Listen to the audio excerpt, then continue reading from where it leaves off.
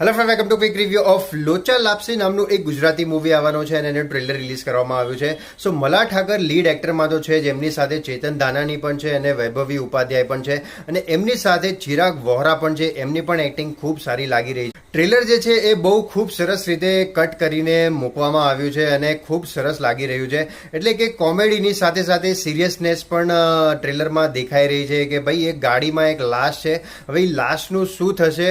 હવે મને એક ડાઉટ છે, કેમ કે ચેતન દાનાણીને આખા ટ્રેલરમાં દેખાડવામાં નથી આવ્યા, પણ વૈભવી ઉપાધ્યાય ગાડીમાં છે અને એમના જે હસબન્ડ છે અને જેમના બારામાં એમની ચર્ચા થઈ રહી છે, એમના હસબન્ડ મલા ઠાકર જેમને પોલીસ સ્ટેશનમાં જઈને જે કેસ નોંધાવા ગયા છે એ જ કદાચ એમના હસબન્ડ હોઈ શકે છે, મને એવું લાગી રહ્યું છે.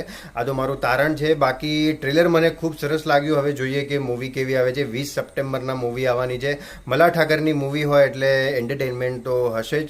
અને મલા ઠાકર